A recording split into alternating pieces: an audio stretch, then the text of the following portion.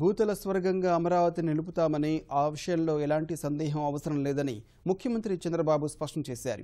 Singapore లాంటి నగరాన్ని నిర్మిస్తామని, ఎన్నికల సమయంలో ఇచ్చిన హామీని నెరవేర్చుతామని పునరుద్ఘాటించారు.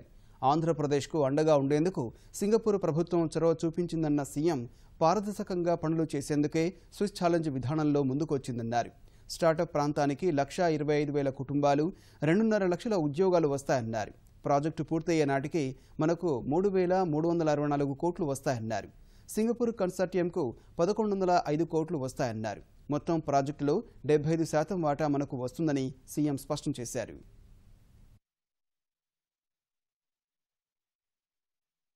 సింగపూర్ గవర్నమెంట్ తో మనం ఒక ఎంఓయూ చేశాం. స్విస్ ఛాలెంజ్ ద్వారా 4 మే 2015లో పిలవడం, కానీ అక్టోబర్ 30వ తారీఖున కొంత దీన్ని వాళ్ళ ముందుకు వచ్చి స్విస్ ఛాలెంజ్ కు వచ్చారు.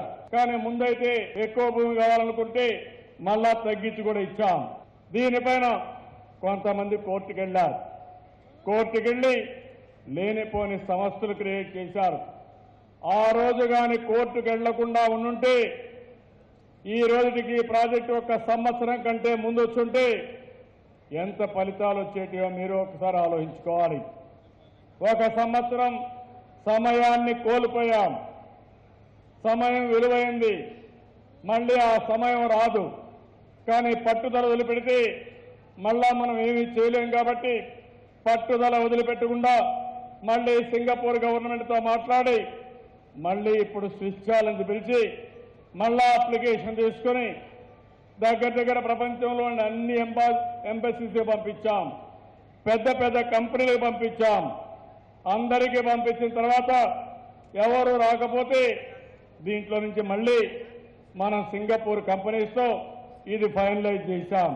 మనం సింగపూర్ కంపెనీలు 2 కంపెనీలు అసెండస్, సింగ్ బ్రిడ్జ్ కానీ సెంకాప్ కానీ, ఈ 2 కంపెనీలు కూడా ప్రభుత్వ కంపెనీలు.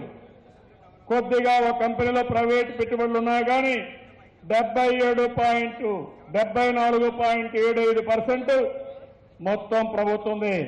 మామూలుగా అయితే ఇలాంటి సమయంలో ప్రభుత్వం ఒక అవగాహన చేసుకునే అవకాశం ఉంది.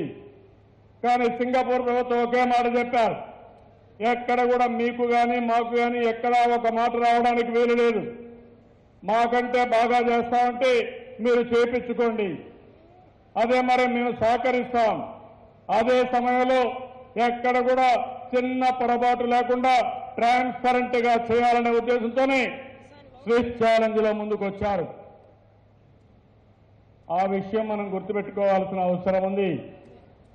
ఏదైనా నీతివంతమైన ప్రభుత్వం ఎక్కడ కూడా 1 పైసా అవినీతి జరగదని ప్రపంచం మొత్తం చెప్పే దేశం సింగపూర్ దేశం అని చెప్పి కూడా నేను మీకు తెలియజేస్తున్నా.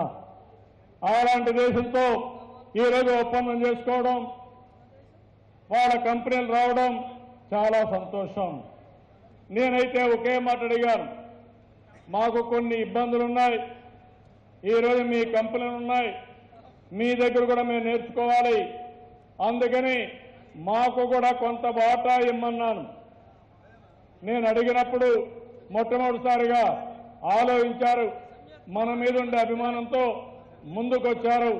ఇప్పుడు వాళ్ళ 2 కంపెనీలకు 55% వాటా ఉంటే 42% మన కంపెనీకి, అమరావతి డెవలప్మెంట్ కంపెనీకి వాటా సంపాదించిన ఘనత ఈ ప్రభుత్వానికి దక్కిందని చెప్పి కూడా నేను మీకు తెలియజేస్తున్నా.